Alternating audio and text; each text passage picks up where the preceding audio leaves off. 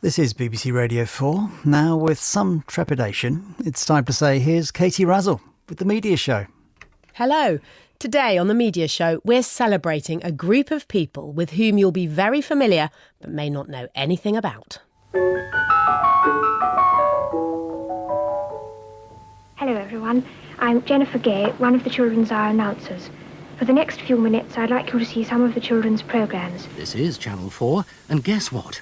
Richard Whiteley's back with Countdown. Isn't it wonderful? I'm so excited. What are you doing? Stop, I don't want to wear that. Two Forces wives in the kitchen for Ready Steady Cook in 45 minutes here on BBC Two after Paul Martin and his large organ. Now on BBC Two, there's excessive alcohol consumption and drugs, there's flirting, there are fights. Wow, I miss office Christmas parties. Fabulous stuff. The voices of continuity announcers over the decades. But who are the people behind them?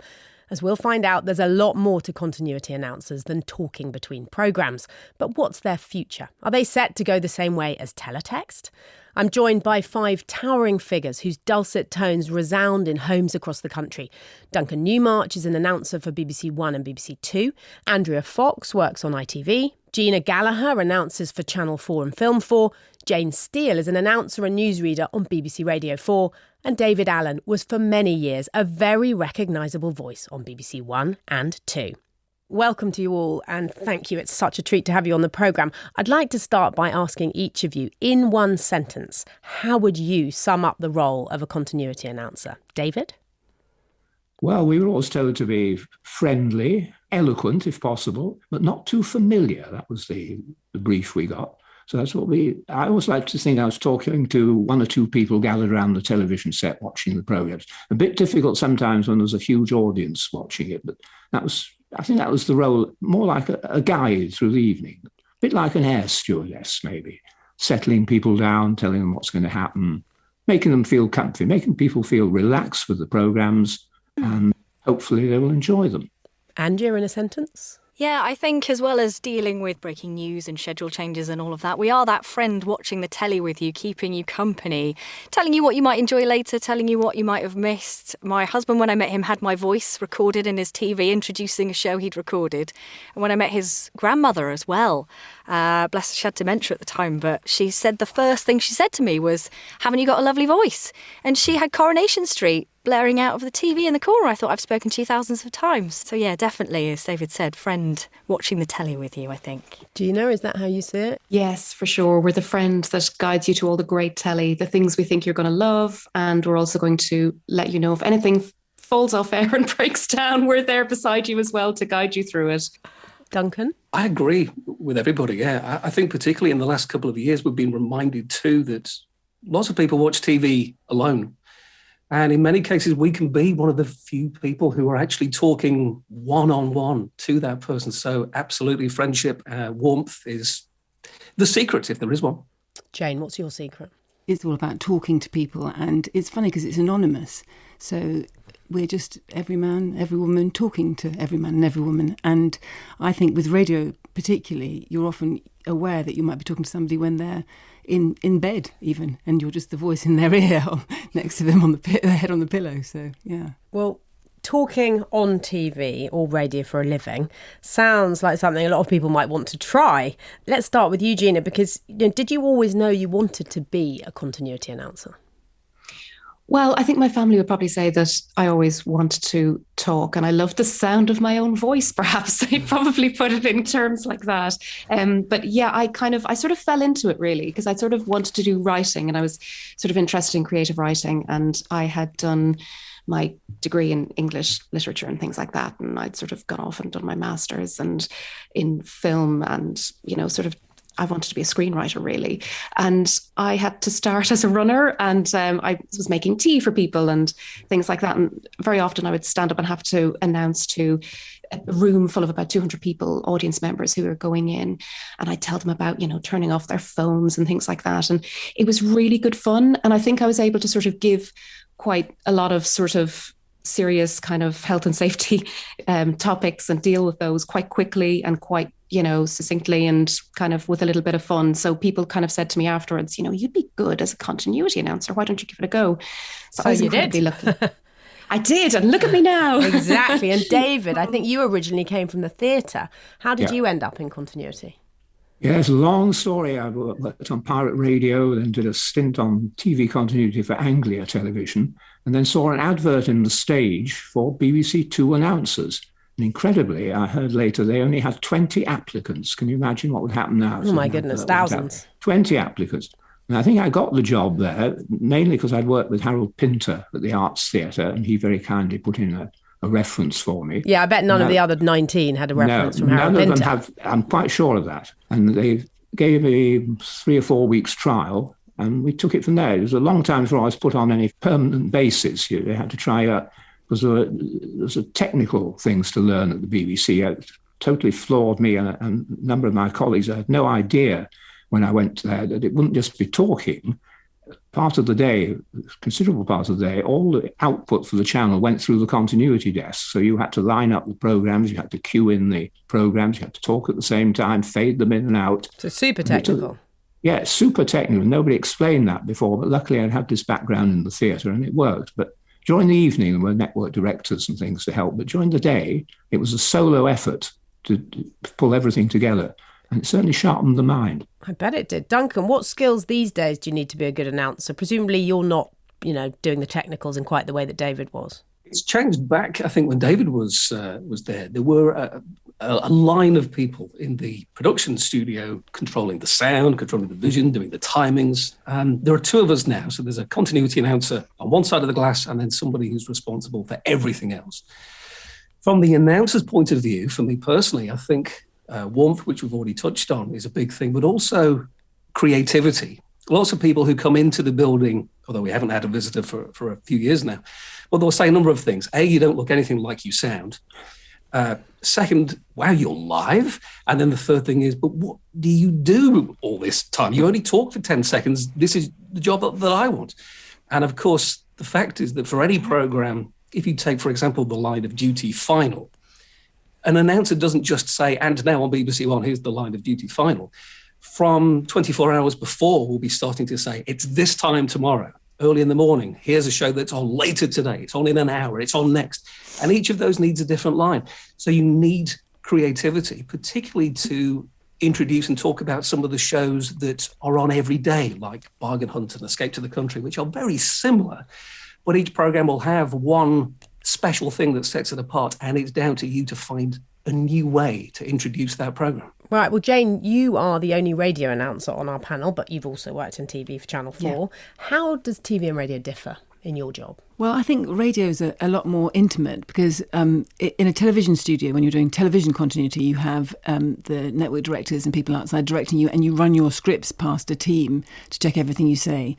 In radio, we're doing everything. We do the technical side. We sit in front of a mixing desk and we put ourselves on air and the programmes on air, and we write much longer pieces of script and sit there by ourselves and think about what would obviously keep our listeners or entice them to come back later. But it's just us in a room talking to people in their rooms, in their homes. Well, before we go further, let's hear a little bit of you, Jane, in action, doing a morning shift of newsreading alongside fellow Radio 4 announcer Neil Nunes. So here is 40D, which has been renamed the Peter Donaldson Studio. He was our chief announcer for many, many years, and we loved him. His portrait is inside, and before we leave, sometimes we pat him. And then this frieze across the back is full of phrases that you'll hear a BBC continuity announcer say. So you've got things like, now the shipping forecast, or meanwhile in Ambridge for the Archers, and then there's our map of the shipping areas. So when we read the shipping forecast, we go clockwise around the British Isles. Viking, north at Sierra, south at Sierra. Southwesterly or southeasterly? Over here on this shelf is a puffer fish in a glass container that's been here certainly since I've been here, so that's over 30 years. It used to be that all the con announcers back in the days when con did look like a teenager's bedroom, people would bring in things from their holidays, and it stays there now on the bookshelf with, as you see, lots of dictionaries. This one is the go-to one for pronouncing Dictionary of British Names. Let's cue this up. This goes here. Here it goes. That goes up. Next. Over here we have the Starship Enterprise with all the different monitors in front of Neil, He's getting ready to take the network from the Today programme and then put me on air downstairs with the 9 o'clock news. And then he'll introduce the first programme that comes from Con for the day. Good morning today. Might I take away your network? Our guidepost is the GTS, the pips that you hear, so everything has to fit within a specific time frame. If it sounds like we are just casually having a chat, then that's good. However, it's all based on seconds. Let's do this once more to make sure that it sticks within the allotted time. Tara Monroe was the speaker in Forethought, presented by Ollie Mann and produced by Giles Edwards. And you can find the Forethought podcast now on BBC Sounds. It'll work. So let's open the running order for the news, just in case anything goes wrong downstairs. So we've now come into our little studio in the basement of Broadcasting House where we read our newses from, and I'm just going to speak to Neil and play him my level, meaning the volume. Hi Neil, just say I'm here. Can you hear me? Hello right? there. Yeah, here we go, here's some level. Around 70 Conservative backbenchers have told the BBC they plan to vote against. Yeah, that level works for me. Do you have your clip? Yeah. When I open the mic, everything goes quiet, and I'm quickly going to read through the 9 o'clock news to check there's nothing there waiting to trip me up. Boris Johnson is facing the prospect of the biggest Commons rebellion since... This is BBC Radio 4. Now time for Woman's Hour with Emma Barnett. What about you, Andrea? What does a day in the life of an ITV announcer look like? So for me, I would start the day doing my scripts. We have information from the marketing teams and the teams working on all the dramas, all the entertainment shows. We also have access at ITV to watch all the shows before they go out, unless, of course, it's live. And do you watch them all? Do you have time to watch them all? I would love to say I watch them all. I at least watch the first 5 minutes and the last 5 minutes of everything, and because try that's and going to give you it. thoughts, is it, to how to introduce it? Of course, you want to talk about maybe the character that is seen first in Emmerdale or Coronation Street in your intro, and know what the cliffhanger is that you're ending on, because maybe something that you write on the end credit menu is going to look a bit jarring compared to whatever tense moment we leave a show with. So I like to be aware of all of those. We also get to see the end credit pictures, so what's going to be popping up on screen whilst I speak. And that's really helpful because, you want to make sure you're referencing the right character, the right, the order of people that are seen, something that references that visual image that everyone's going to see when you speak. We then have a read through where anything that's too silly of mine in the scripts is taken out. Have you ever had anything taken out? Oh yeah, all the time. In the read-throughs that we do when we get to the booth and we're about to go live, I like to sort of push the envelope a little bit. And, but is it you self-editing, or is it someone saying take it out? No. It's a group effort of going, I think we don't have to mention, it would have to include balls when Ian Wright's hosting a new game show Moneyball on ITV, Because you were going to say that, were you? I put it in knowing they would take it out. But, you've got to make it fun for everyone, these read-throughs, I think. Absolutely. And Jeanna, what about you? When the programme's going out, what are you doing? Are you watching along with the viewer? Are you reading a book? Well, there's a little bit of watching along, for sure, just to make sure that you're kind of following what's happening in the programme. Because especially, as Andrea mentioned, when you're coming up to the end of a programme, you want to be able to jump in with something that's quite sort of in tone with what's just happened. And especially programmes like 24 Hours in A&E and things like that, we need to be quite mindful of how they end. But yes, in between, we're rehearsing and prepping for the next junction all the time. We would rehearse with our director, our transmission director. They would kind of go through the graphics as they're going to appear on our end credit. And nipping and tucking as well, of course, at scripts to make sure that they're hitting times, because, we have our 7 seconds that we hit, we move on, and, nothing is worse than overlapping. And it can still happen even if you've practiced it several times.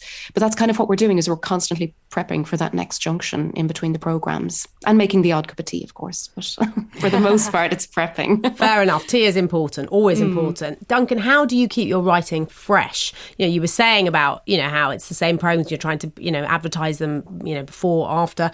How do you keep your writing fresh when the schedule's similar from one day to the next? It does involve a bit of time because, yes, there are some programmes which are very similar. There's no point in us going on air and describing Bargain Hunt because we all have heard the rules of the show.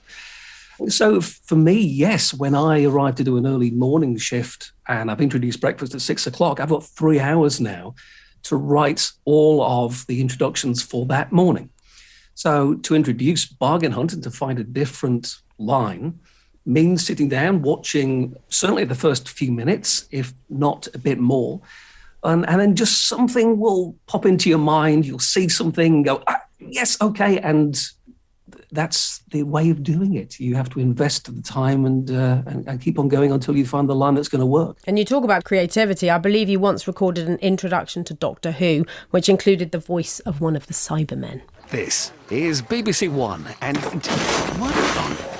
This is BBC One. Look what you've done to my door. I will do this announcement. You will be upgraded. What do you mean upgraded? How did that come about? Well, we're fortunate enough to know that certain programmes, particularly something like Doctor Who, there's going to be a big final episode. And we'd know a few months in advance. So I came up with this idea, hey, I'm going to be on that night. So I was kind of excited about introducing it. And we knew that the Cybermen were in that particular episode. So it was a simple case of coming up with some kind of wacky idea and then approaching the team saying, look, would you do this? Are you interested in it? And they did.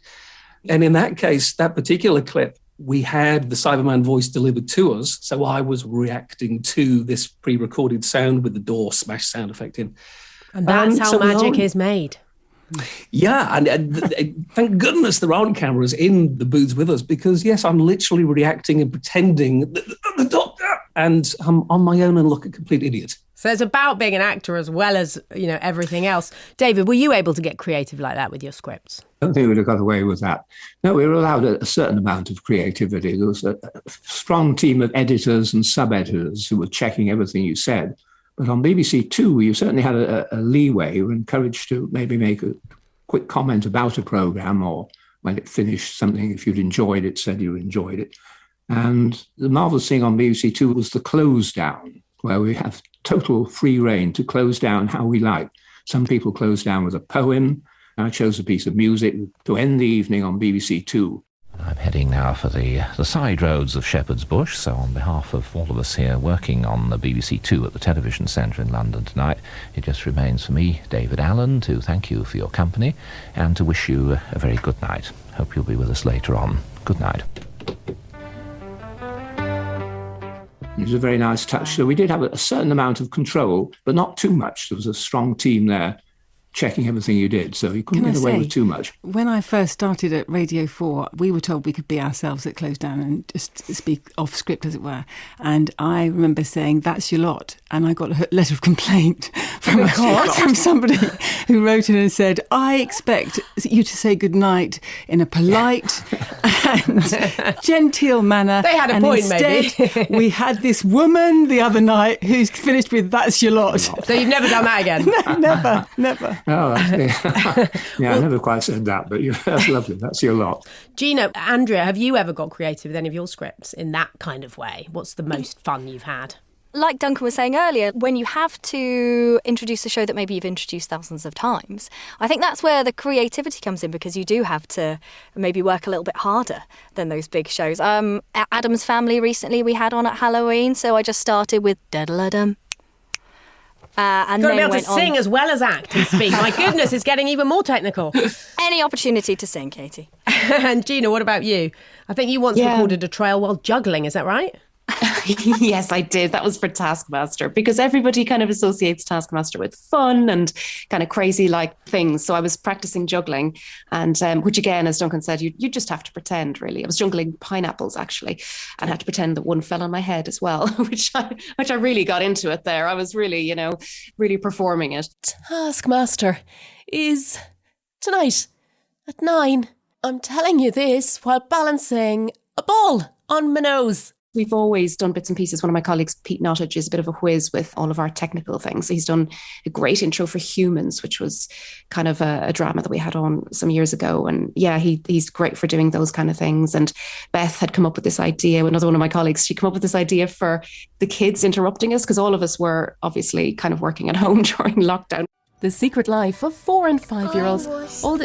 Okay, my love, just 2 seconds. Mummy has to do this really quickly, okay? We just were forced to get creative in that sense, and we've really kind of tried to intrigue our listeners and keep them listening. OK, well, Jane, as fun as it sounds, I imagine that announcing isn't the most sociable of jobs.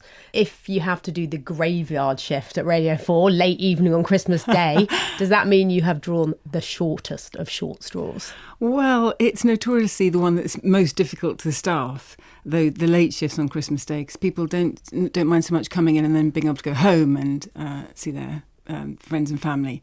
So, but that one, you have a sense of responsibility, because if you're on, and I was on Boxing Day late last year, you are thinking about those people who might well be alone. And of course, in these times, many people are alone. And so you do have that sense of responsibility that you're there with them. And as I say, we are literally in this little room, slightly dim lighting, sitting on our own. And when Radio 4 finishes at 1 o'clock, we hand Radio 4 over to the World Service and switch off the lights and go home. So there's this bit at the end where you read 10 minutes of shipping forecast and then you say goodnight to everyone. And I think that's when I feel closest to the people at home, actually, just when I'm talking quietly into their ear and I'm thinking about them there. And in fact, last year on Boxing Day, I had a letter from somebody who was completely alone, and they wrote and said, I was alone, and when I heard you, I made some comment to do with sailing by. I think I just said, shall we sail away? Like that. And then we played the music, which always precedes the shipping forecast. Now, shall we set sail?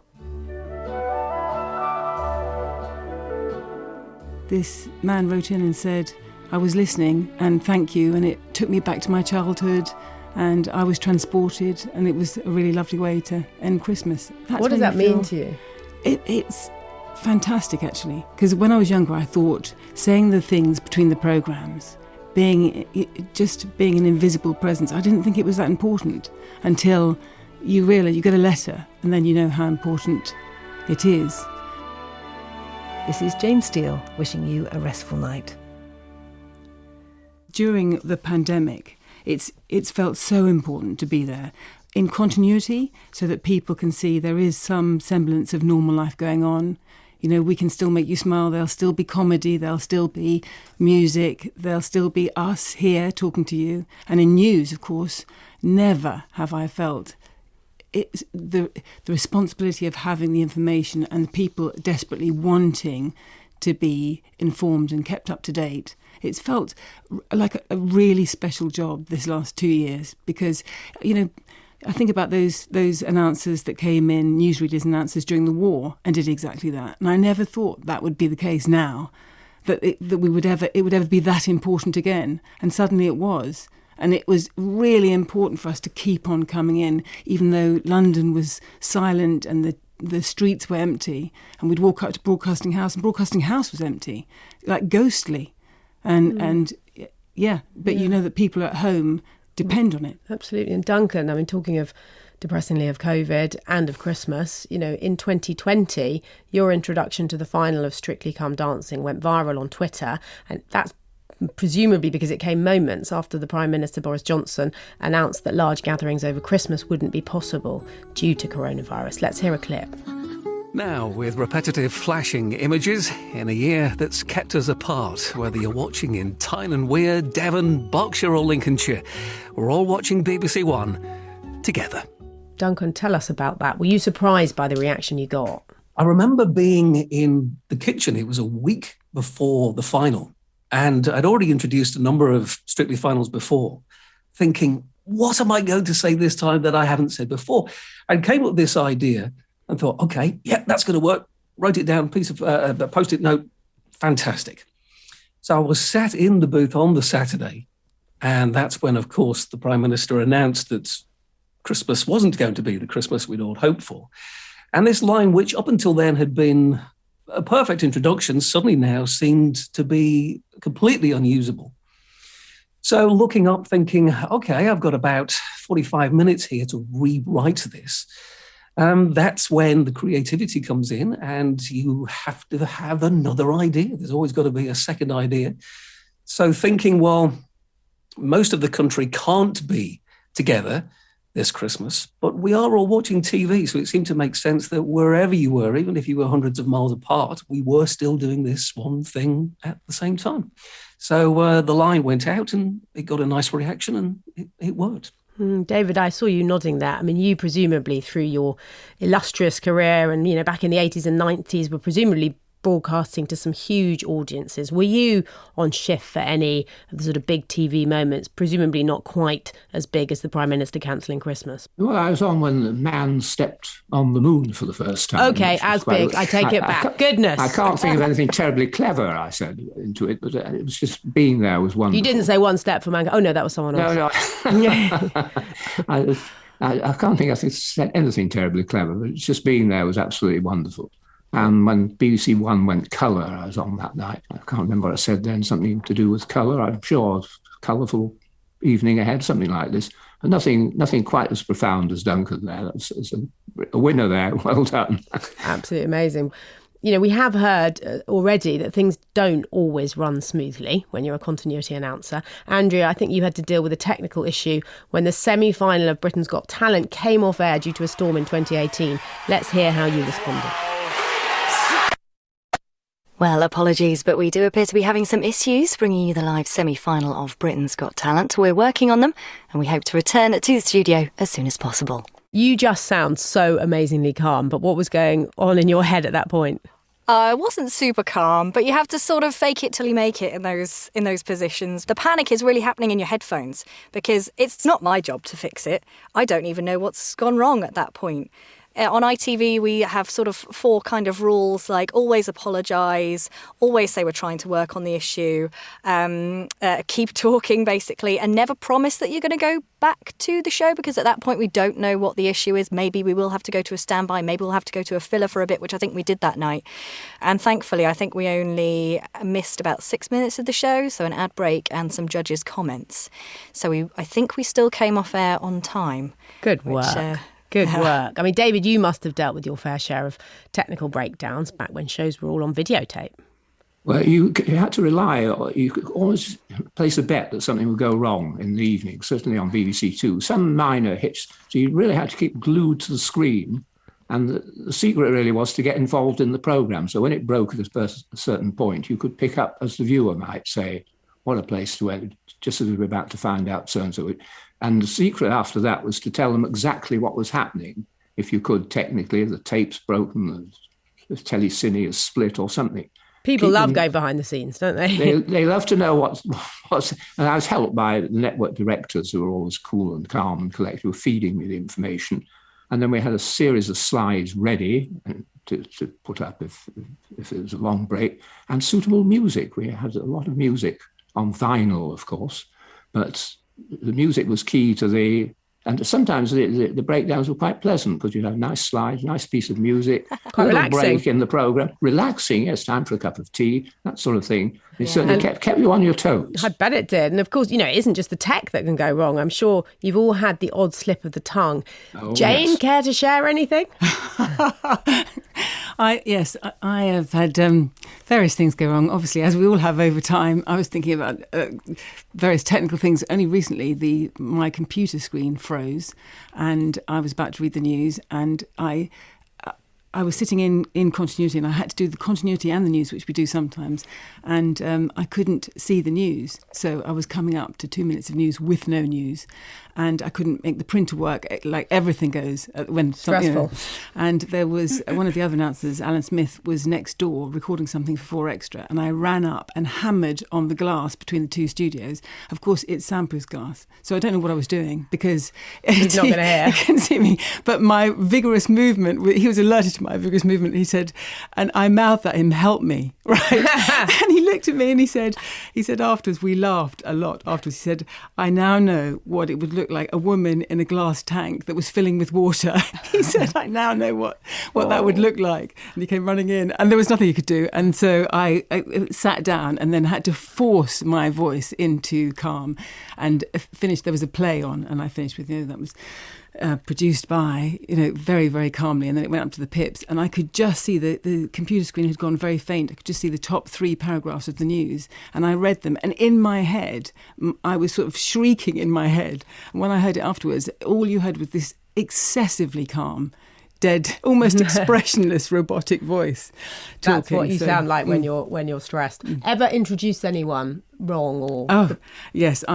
Many years ago, Any Questions was on, and that was when Jonathan Dimbleby did it, and I introduced him as David Dimbleby. Ooh. And how did that go down? I suppose no brother wants to be mixed up with their other brother. But anyway, it was all smoothed over. Yeah, it was fine. And Jeanna, what about you? Any slips of the tongue? Anything gone wrong? Goodness, I was hoping you weren't going to ask me. I'm actually. here asking the questions.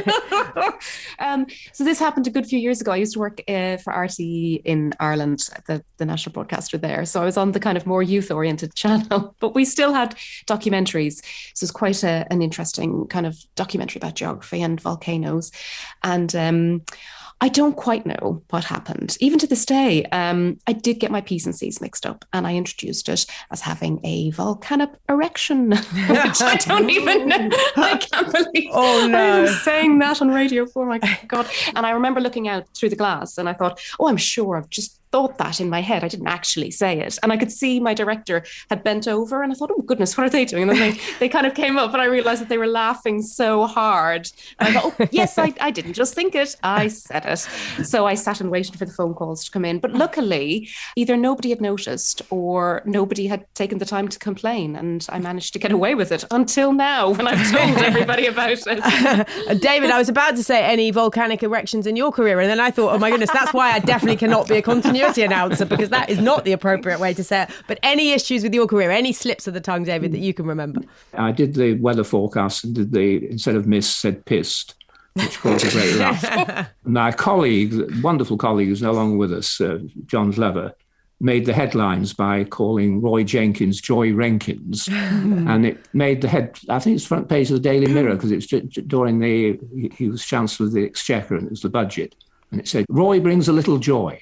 Oh, perfect. It's funny when you make one mistake like Joy Renkins, that you can't correct it. You can go back and say, I'm sorry, that should be. And you say the same thing again, which he did. Oh, that's brilliant. That's brilliant. Well, look, that takes us into, in a sense, that story made it to the papers. But on the whole, all of you tend to be anonymous. I mean, I remember my grandmother-in-law was a continuity announcer in Cyprus post-war, and she always tells stories about, arriving in her ball gown, because she was actually on the television announcing the next programme, and she always dressed up very smart, and that's just not the case now with you. You are anonymous. Duncan, why is that? Good question. Well, nobody ever switches on the TV to hear what the continuity announcer. It's not the Duncan Newmarch show. We hopefully can watch a programme and find a line which might make somebody who wasn't too sure think, oh, okay, I'll give that a go. So we can only compliment the programmes. I mean, last Christmas or a few Christmases ago, I introduced the Gavin and Stacey episode, which was watched by, I think it was 17 million people. And nobody knows our names. There was a Wallace and Gromit programme again a few years before at Christmas, which got watched by 16 million. A friend of mine has kids and they recorded the programme and they would watch it again and again and again. I would hear my voice introducing it every time. So then throughout the rest of the year, when they heard my voice, they would say, Daddy, it's the Wallace and Gromit man. And some of that magic came towards me. To be absolutely honest, don't mind people not knowing. I don't want to be recognised in the street. I'm very grateful that there aren't cameras in the comms, because I think it takes some of the magic away. And David, just a quick point from you, David. David, how big were audiences at Christmas in your day? I can remember the Morecambe and Wise thing. I was 28 million. I mean, it's incredible. Wow. Christmas Day. But BBC Two used to get audiences of 5, 6, 7 million viewers, which is quite good for two. But audiences of 18, 20 million was the norm. And it could blow your mind a bit suddenly, realise you're going after 28 million people. But luckily, we had a great team spirit there, teamwork, lovely crew behind the glass, as it were, which kept us on the level. But it was quite awe-inspiring, actually. And people did recognise your voice, of course, because there were very few announcers around. So did you get spotted? Did they hear you in the street or in the shop and say, yes, you could hear sometimes. And I remember this lady coming up saying, I've been waiting years to see what you look like, and you're a damn disappointment. Because what happens, they always build up a picture of what you are. And someone described me as a submarine commander. It's all I was talking. I was in charge of a submarine. Actually, do you know what? That's quite a good description. Our audience can't hear because they're only listening. Yeah. But Google David and you'll see it's quite a good description. Submarine commander. It's always very flattering, and quite rewarding. And anyone else get recognised from their voice? Jane's shaking her head. No, I once was at a meeting where someone said, you've got a great voice. You should be on the radio. And I just laughed. I didn't say actually I am. Duncan. Nobody has ever recognised my voice. Nobody has ever said, you're that guy from the TV. And I think it's because we do something which is very unnatural, but in a very conversational way. If I was to phone somebody, if I'm booking tickets for the cinema or something, and I happen to say, I'm coming to the cinema at 7 o'clock, at 8:30 I'm going for a pizza, and at 9 o'clock we're going for a cup of tea, somebody then may recognise the voice. But no, not once. Because people say good continuity goes by unnoticed. It's only bad continuity that people sit up and take notice. Very true. I think that's why there's so much interest when things go wrong. Mm-hmm. My phone, every time something goes wrong on any channel, my phone blows up because people want to kind of see behind the glass a little bit because, like Jane just said, it's, everything goes along smoothly if everything goes right. But when it goes wrong, then continuity is one of those things that's pushed to the forefront. Absolutely. Now, you are all, in a sense, the voice of the nation. How important do you think it is for continuity announcers that you reflect the diversity of voices in the country, regional accents, different ethnicities, people who have difficulties with speech, for example? Jeanna, what do you think about that? Well, this is something that Channel 4, we really pride ourselves on a lot. We've had a lot of diverse and alternative voices over the years. And I think one of the things that really stands out, because I've been fortunate enough to work with a lot of the people who've come in and to help train them, it's a very humbling experience, I think, as a continuity announcer. We sort of get quite blasé, perhaps, when we're doing this day to day. But when somebody comes in and, for instance, one of the people I worked with, he is deaf. And so just the first time I remember we'd recorded something and he played it back and we listened to it and he realised that was going on air. It was such, the pride he had and how just the effect that had on him was just so powerful. And it's a real privilege to be in a position to witness that, I think. And it reminds you how important our voice is and how important it is for people to hear themselves and to have different voices from across the country on air and to not feel that there's any impediment to being on air. And I think it really is, it's a responsibility, I guess, we have to reflect back every voice in the nation and for people to hear themselves and know, I can do that someday. There's not going to be any way, there's nothing in my way. There's nothing going to stop me. And David, presumably that is a big change from when you were doing the job. Yes, when I joined, I had a Lancashire accent I was told to get rid of. And I had to practice on this, hard A's masterclass and things, bathroom and things like that, singing. And insisted that this was evened out. But you're saying that your wonderful Lancashire accent was told, not appropriate. Yes, and it was dreadful for a few years. And I remember saying something like classical music, which sounded absolutely ridiculous. But that changed in the 80s, 90s. There were very few female voices on when I joined, if any.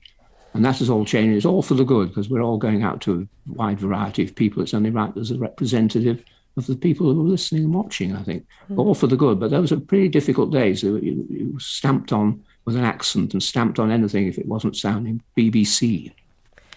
Yeah, and let's hope that's changed. The BBC has changed and is changing, as is every part of the media industry. I want to finish by looking ahead to the future of continuity announcers. They were created for linear TV and radio when channels followed a schedule and viewers needed to know what was coming up. I mean, Jeanna, in the age of on-demand, is there still a role for continuity, do you think? Oh, for sure. I mean, it's something that we're working on at the moment because we did a little working group and sort of some of the feedback that I'd heard from different people was the idea that when you're binging a box set, you can feel a little bit lonely and disconnected, especially if it's on a Saturday afternoon, maybe, and you're just watching one after another. And people say they feel disconnected and it's just they miss that little connection with the voice. And when we're popping in saying, there's another one, you might also like this, and kind of helping people navigate around the schedule, it's just as important and vital on All 4, for instance, as it is on Channel 4, because everybody knows the doom scrolling that we do. And I am one of the people who's guilty at it. I will go through the movies that I can see. I'll be seen that, and I'll doom scroll for ages. And if you've got company, you can easily spend half an hour doom scrolling. And that's where the continuity announcer comes in to tell people about, this is a new show, you're going to like this. If you like that, you'll like this too.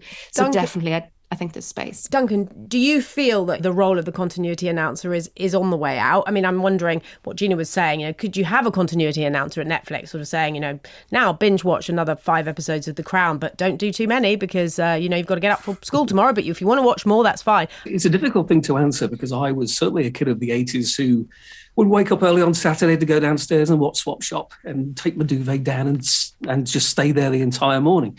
Whereas my children now wouldn't do that. They want to watch a certain thing and they want to watch it now, and they just press one button and there it is. I think it's continuity when it's done right, because we've all heard voices shouting over the end of a somber piece of music at the end of a sad ending of a film. But when it's done right, it is a very British thing, and I think it can be very reassuring. And when done properly, that in a conversational manner, you are a friend. And I hope it continues, because I think it is something we'd look back on and miss if it wasn't there. I'm afraid we have run out of time, which is sad because I'd love to keep talking about this all day, but that is it for today. Thank you to all my guests, Duncan Newmarch from BBC 1 and 2, David Allan, former TV announcer for the BBC and ITV, Andrea Fox from ITV, Jeanna Gallagher from Channel 4 and Jane Steele from Radio 4. Don't forget, you can hear a longer version of today's show and catch up with past editions via the BBC Sounds app. The Media Show will be back at the same time next week, but for now, thank you so much for listening and goodbye. And The Media Show was presented by Katie Razzall. The producer was Dan Hardoon.